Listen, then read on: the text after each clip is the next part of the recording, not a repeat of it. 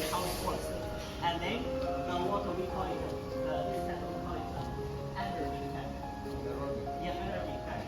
After the anaerobic treatment process, it will flow into the aerobic. The water machine clean, but it's not getting this kind of like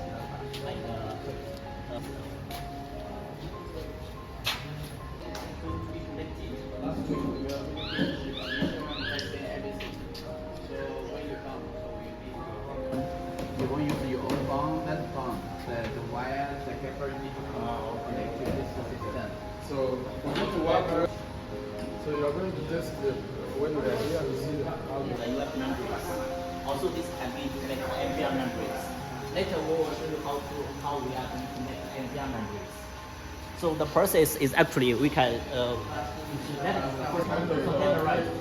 per day is the over 24 hours. Yeah, 24 hours. That's around 2.5 per hour.